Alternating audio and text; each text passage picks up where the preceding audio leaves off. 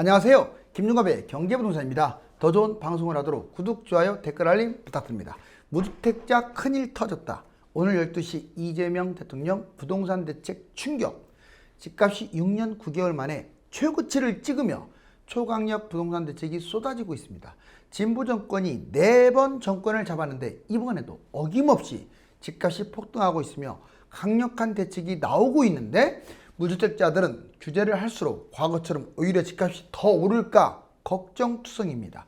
당장 서울과 수도권 중심지에 조정지역과 투기과열 지정, 토지거래 허가제 지정 유력합니다. 자, 부동산 상담은 010-2616-6276 제가 직접 면담니까 입지를 추천합니다. 지금 바로 전화주십시오. 와, 자, 무주택자 집이 없다는 이유로 지금 집값이 너무 뛰는데 정말 문제네요. 자, 그러면 이재명 대통령의 부동산 대책이 무엇일까요? 여기 보면 새 정부가 자, 집값을 잡기 위해서 아파트 항아리를 깨뜨리는데 이게 지금 시뻘겋게 호랑이가 뛰듯이 집값이 활활 타오고 있네요. 여기 보세요. 이 대통령 부동산 정책 아주 중요해요. 별표. 자, 일단 공공임대 활성화를 한다고 했어요. 공공임대주택 확대, 고품질 공공임대 자 공급 비율을 확대하겠다. 무주택자에게 많은 걸 공급하겠다. 청년, 신혼부부 등 특히 무주택자의 주거 안정에 신경 쓴다. 서민층 주거 안정, 내 집 마련이 어려운 서민들 장기 대책을 마련한다. 그래서 공공임대에 지금 힘을 쏟고 있어요.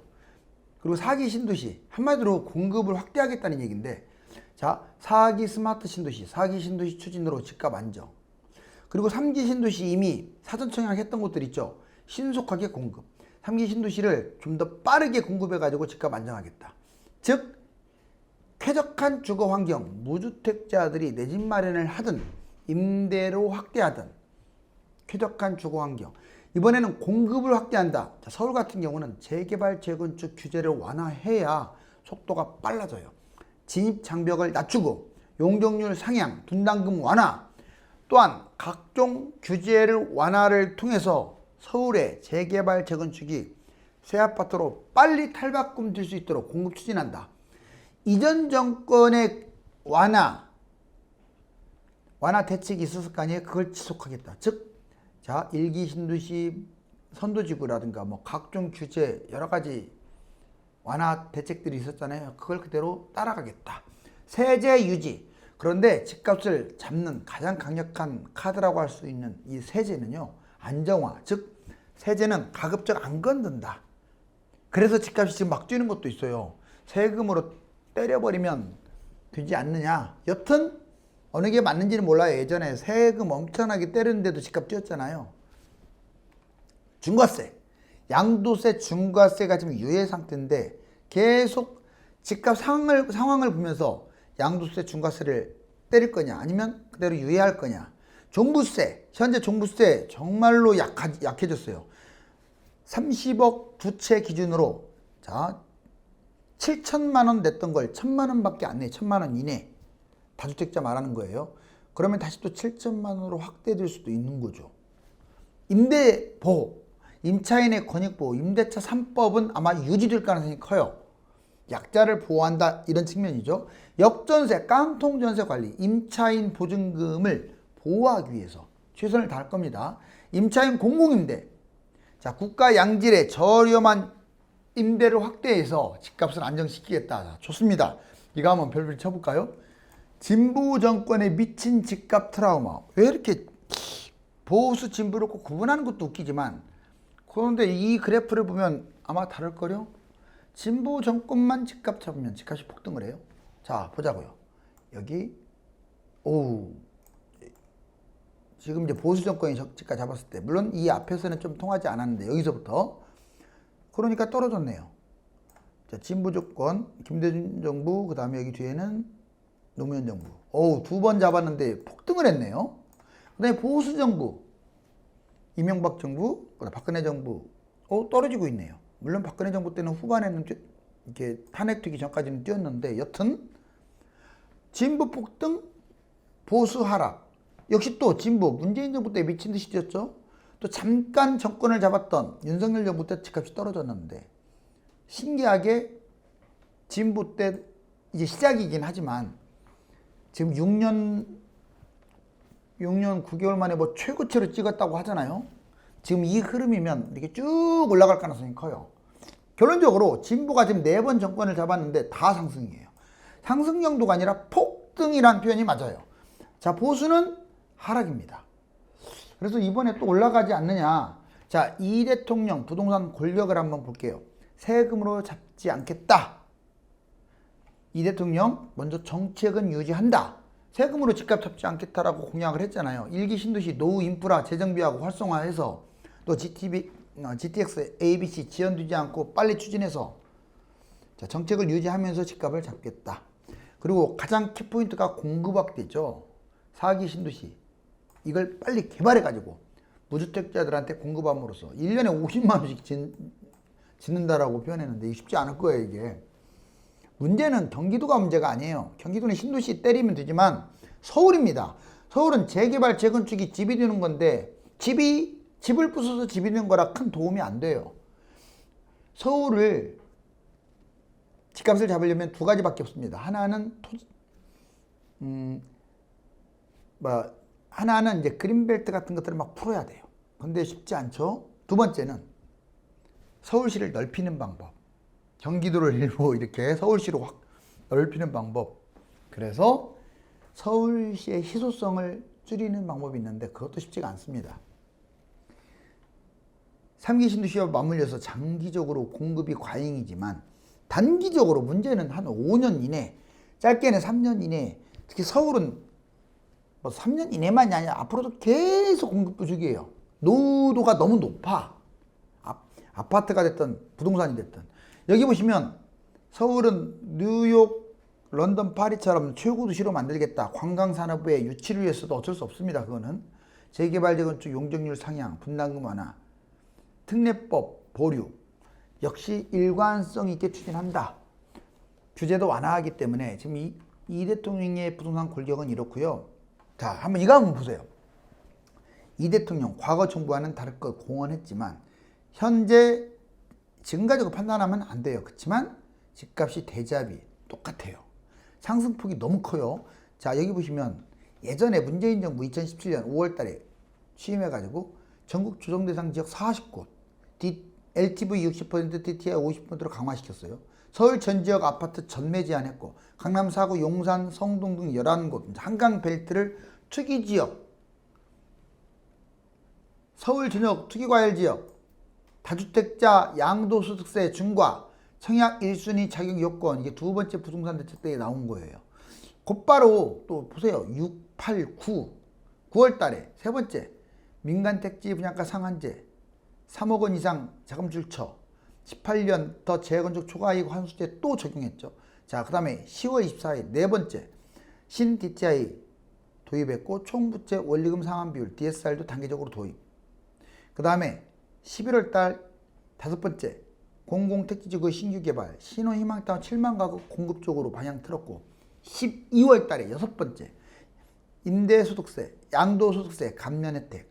와, 지금 쭉 세상에 6월부터 12월까지 무려 6번이나 부동산 대책 여기서 끝나지 않습니다. 이제 2018년 19년 계속 대책은 나왔는데 그때마다 집값은 폭등을 했어요. 물론 이건 문재인 정부만 잘못했다고는 할 수 없어요. 왜냐? 그 시기에 다른 나라도 뛴 건 마찬가지니까. 2013년부터 21년까지 모든 나라가 다 뛰었습니다. 다만 문재인 정부가 좀 더 뛴 것 같아요. 지금 한국부동산원 시세 조작을 해가지고 좀 덜 뛴 것처럼 보이잖아요. 근데 실제로는 더 뛰었습니다. 자, 여기 보시면 주요 부동산 공약 공공임대주택 확대. 이번에는 아까 말씀드렸던 이재명 정부의 부동산 공약 공공임대주택 확대, 제4기 스마트 신도시 개발, 재개발 재건축 규제 확대, 세제 안정화, 세제는 안 건들겠다 그랬어요. 우선은 임대차 보호 강화, 이 5가지로 요약을 할 수가 있어요. 그런데 왜 이렇게 집값이 뛸까요? 그러면 잡힐까요? 정부가 강하게 규제를 때리면? 자, 여기 보세요. 살 사람만 남았어요. 지금 서울 집값 급등의 무주택자들은 멘붕에 빠졌고 매물이 없습니다. 자, 볼까요? 4가지 요인. 먼저 공급이 부족해요. 이게 가장 치명적이에요. 국내적 요인에서 특히 서울 말하는 거예요. 경기도를 말하는 게 아니라. 그러니까 경기도는 덜 뛰는데 서울은 많이 뛰고 있잖아요. 이제는 풍선 효과로 서울 외곽하고 경기도까지 확산될 가능성이 있어요. 서울 2022년 착공 4만, 25년 6천 건으로 확 줄었잖아요. 서울 2025년, 30년, 자, 이 5년간 절대적 공급이 부족합니다. 5년만이 아니라 영원히 부족해요. 서울은 땅이 좁아서. 서울 그린벨트 해제하지도 않고 경기도 신도시는 늦어져서 한 4, 5년 동안이 최악이에요. 지금 이제 해외 요인 3가지. 해외 집값 미친 듯이 뛰고 있죠. 25년 미국을 비롯한 전 세계 31개국 OECD 국가, 자, 기준금리 인하하면서 집값 폭등. 한국 연내 최소 금리 또 계속 인하할 거예요. 자, 역시 대출 확대, 역시 해외 집값이 지금 31개 국가가 딱 뛰다 보니까 우리나라도 따라가는 거예요. 돈이 또 엄청나게 늘어나요. 돈이 통화 증감제, 통화가 증가하게 되면 주식도 뛰고 부동산도 뛰고 위험자산들, 뭐 비트코인 다 뛰는 거예요. 지금 돈 빼고는 다 뛰어요. 금리도 지금 계속 인하하고 있는 건 맞잖아요. 이제 기준금리 계속 내려갈 거예요. 그래서 세계적으로 집값이 뛰다 보니까 정부가 어떤 대책을 뽑더라도 집값 잡는 건 쉬워 보이지가 않아요. 자, 서울 아파트 현재 상황 볼게요. 6년 9개월 만에 최고가인데 서울 아파트값 6년 9개월 만에 정말 예전에 우리가 말했던 2021년, 20년보다 더 뛰었어요. 지금 여기 보면 1월 6일 날에 보면 3월 17일 0.25 좀 0.1 정도로 내려갔다가 0.19 치고 가더니 이제 0.36. 여기 보세요. 얼마 전에 토지거래 허가구역 풀다 보니까 0.25까지 갔는데 0.36. 이게 0.36으로 집값 뛴 걸 계산하면 안 돼요. 실질적으로는 한 5포인트, 정말 5% 가까이 집값이 폭등하는 거야 지금. 이해가세요? 10억이면 5천만 원이 뛰었다는 얘기예요. 예를 들면 5포인트. 이거 0.36, 이거는 수치로 그냥 분석한 거고. 자, 2018년 9월 10일 이후에 최대치로. 자, 여기 보시면 1등은 성동구네요. 0.76. 강남구, 송파구, 강동구, 마포구. 성동구가 여러분들 주목해야 할 이유는 왜 많이 뛰느냐. 제가 계속 성동구 많이 뛴다라고 방송에서도 여러 번 했는데, 성동구가 집값이 가장 저평가됐어요. 지금도 저평가됐어요. 왜냐? 입지는 건너편이 강남구 서초구입니다. 최상이에요. 최상. 입지는 최상이라고요. 오히려 송파보다 좋아요. 왜? 건너편이잖아요. 옆에보다 건너편이 더 대단한 거예요. 자, 마포는 너무 서쪽에 치우쳐 있고 성동은 건너편인데도 불구하고 좀 주변이 막 평지가 아니고 막 뭔가 지저분하다라고 사람들이 느꼈기 때문에 집값 못 가는데, 이제는 재건축, 재개발, 그 다음에 한강 라인을 또 성수 해가지고 막 날아가고 있네요. 그 말을 하려고 한 건 아니고, 자, 이렇게 한강벨트 중심으로 집값이 폭등한다는 거죠. 금천구, 동대문구, 강북구, 중랑구, 동부분구 외곽도 뛰고 있어요. 좀 더 적게 뛰어서 그렇지 마이너스에서 플러스로 전환됐어요. 6월 말 7월 초 집값 투기 대책 나온다. 당장 다음 주나 그 다음 주에 토지거래 허가하고 여기 나올 것 같아요. 이건 국토부에서도 나올 수 있지만 제 생각에는 서울시가 먼저 때릴 가능성이 커요. 그 다음에 이제 이재명 정부 때 바로 이게 나옵니다. 실거주 의무가 생기는 조정지역, 그리고 대출이라든가 청약에 제한이 있는 투기지역, 투기과열지역 뭐 이런 거 지정 예상 보자고요. 조정지역 실거주 안 하면 비과세가 없어요. 조정지역 지정 서울 전역으로 할 건지 한강벨트로 할 건지는 이번 주 다음 주에 얼마나 뛰는가를 보고 판단할 거예요. 한강벨트는 100%입니다. 그리고 그 외에 이제 동대문구, 서대문구 좀 약간 애매한데 여기서부터 노도강 뭐 이런데 외곽 다 서울 외곽이 묶이느냐 안 묶이느냐, 근데 크게 의미가 없는 것 같아요. 또 올라가게 되면 또 묶일 거니까 재차. 그리고 과천 분당 뭐 광명 용인 같은 데는 바로 묶일 수 있어요. 시기 집값 급등 중인 다음 주나 6월 말이니까 그 다음에 7월 초 이렇게 보이네요. 투기지역 대출 제한, 전매 제한. 투기지역 지정은 서울 전역, 과천 분당. 시기는 집값 급등 중 6월 말 7월 초. 이미 오늘 비슷한 내용들이 언급이 됐습니다. 지정 예상 현실적으로는 지금 서울 한강벨트 또는 그 인접지역까지만 지정할 것 같아요. 다만 풍선 효과를 차단하려고 한 번에 서울 전역, 경기도 중심지까지 때려버리는 방법이 있어요. 변수는 자, 그동안에 이번 주 다음 주에 주간 부동산 시세가 얼마나 뛰느냐, 거래량이 어떻냐, 매물은 어떻냐 종합적으로 보고 판단할 것 같아요. 서울시 한강벨트 토지거래 허가제, 아까는 조정지역 투기지역이었고 이번에는 토지거래 허가제. 다시 정리할게요. 조정지역은 실거주를 하냐 마냐, 아파트만 해당되는 게 아니에요. 빌라라든가 다 포함돼요. 자, 실거주 안 하면 세금 40% 두드러 맞습니다. 그리고 다음에 풀어도 실거주를 해야 돼요. 이해가셨죠? 해지를 해도 왜? 그때 적용한 법을 적용받으니까. 그리고 이건 기준이 계약 기준이에요. 잔금 기준이 아니에요.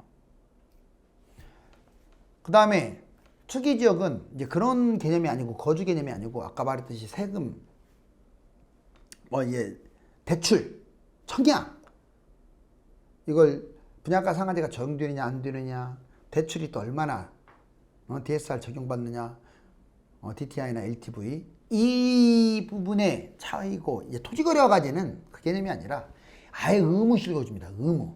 단 아파트로 지금까지는 국한시켜놨어요. 의무 실거주.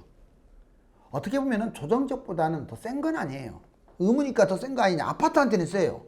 근데 빌라나 그 아파트를 제외한 나머지 오피스텔 이런 것들은 적용을 안 받으니까. 단 역시 조정적 투기과열 지역하고 거의 비슷하게 토지거래 허가제를 서울시가 때릴 것 같아요. 서울 강북 권역까지 신고가 속출. 보세요. 토어제, 강남 3구, 용산구 4개 구였는데 우선 확대, 성동, 마포, 동작, 자양, 강동구는 무조건 들어갈 것 같고, 과열시에는 한강벨트 전체, 현재 토어제, 아파트 강남구, 서초구, 송파구, 용산구, 4구, 재개발 신속통합구역 들어봤죠? 신속통합이 구역 지정이 되면은 토지거래 허가제, 서울 수도권 투기 수요가 예상되는 토지, 토어제의 내용 봤더니 건물과 토지 투기 억제를 하기 위해서 국토부나 시도지사가 지정하는 거예요. 토어제 최종 1주택 3개월 이내에 잔금을 치러야 하고요. 2년 실거주를 하지 않으면 세금 맞아요. 의무 실거주거나 아니면 얘는 저걸 제시해야 돼요. 임대주택 사업을 내야 돼요. 둘 중에 하나 안 하면 못 잡습니다. 최대 5년까지 지정. 매년 더 지정을 할 거냐 안 할 거냐 이거를 점검하죠. 이재명 대통령 단계별 부동산 대책 새 정부도 초긴장이라고 했죠. 심상치 않다. 집값이 너무 뛰고 있어요. 제가 오죽하면 무주택자 큰일 터졌다라고 하겠어요. 그전에도 제가 가끔씩 얘기했지만 부동산 서울, 특히 서울 중심으로 집을 잡기를 권했는데, 이렇게 말하면 또 막 투기한다라고 부추긴다고 막 뭐라고 하는데, 무주택자분들을 진짜 가난한 사람으로 정말 피해를 준 무주택자들에게 피해를 주는 것은요, 투기를 부추기는 세력이 아니에요. 부추긴다 해서 뜁니까? 집 못 잡게 폭락 노래 부르는 사람들이에요. 폭락론자들. 물론 폭락했다가 이제 올라갈 때 됐으니까 상승한다 이렇게 할 수 있습니다. 근데 처음부터 끝까지 지금까지 어제끝까지 계속 폭락 그런 분들은 여러분들 무주택자들한테 더 피해를 줘요. 규제지역 현재 강남 3구 용산 투기죠. 규제 확대 서울 한강과 인접으로, 토지거래 허가제 서울 한강 인접으로, 이번 대출 규제 강남 3구하고 용산 LTV 30에서 50, DTI 40인데 서울은 현재 70%가 50% 또는 30%까지 줄여버리는 거예요. DTI도 60인데 40. 왜? 강남 용산 수준으로 서울 대부분 묶인다. 스트레스 DSR은 당장 7월 달부터 시행을 해요. 세금 규제, 현재 세금 이거 규제 안 하겠다라고 했어요. 원래 세금으로 부동산 규제 생각 없다고 했는데 할 수 있죠. 이제 잠깐만 너무 뛰어버리면 다주택 중과세 차익의 약 60에서 70%를 중과세에 맞는 거예요. 종부세 문재인 정부 때 30억 두 채 기준으로 7천만 원이나 세금 때리는데 현재 1천만 원이 7천만 원 올라갈 수도 있어요. 물론 저 개인적으로는 다주택 중과세는 이해가지만 종부세는 솔직히 공산주의법이라고 그냥 지칭하고 싶어요. 왜? 다른 나라에서 종부세 안 합니다. 자, 평생 무주택자 임대 생활에서 벗어나야 한다. 결국 서울에 살면요, 돈이 너무 없으면 어쩔 수 없어요. 그렇지만 막말로 1, 2억이라도 있으면 재개발 빌라라도 잡으세요. 다른 거 잡으면 안 돼요. 그냥 재개발 관련된 거. 1, 2억 있으면. 물론 1, 2억대가 있냐? 있어요. 그리고 3, 4억 있어도 재개발 빌라 잡으세요.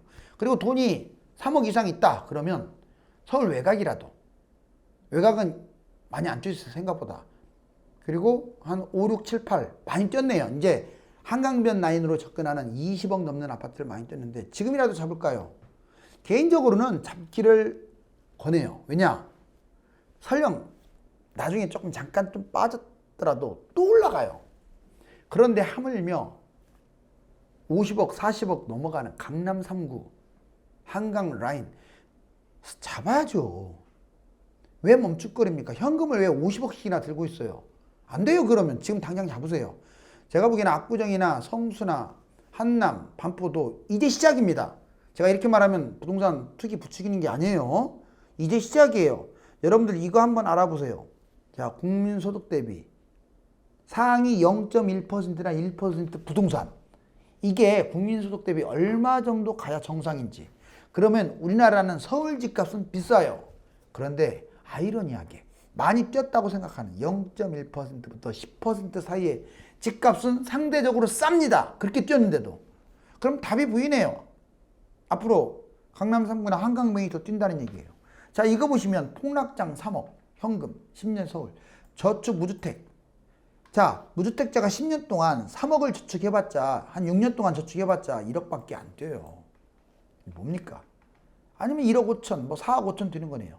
그런데 빚 없이 실거주하든 뭘 하든 빚으로 뭐 실거주를 하든 갭 투자를 하든 여기 보세요. 1.5부터 9억까지 무조건 무주택보다는 모든 면이 유리해요. 누가? 유주택자가. 뭘 잡든 간에요. 절대 무주택으로 가시면 안 돼요. 자, 집값이 막 급등하고 사람들이 와글와글 하는데 집값이 올수록 무주택자들의 허탈감은 상상 이상입니다. 그렇지만 무주택 여러분들도 내 집 마련이 가능하면 서울 중심으로 빨리 내 집 마련을 해야 합니다. 감사합니다.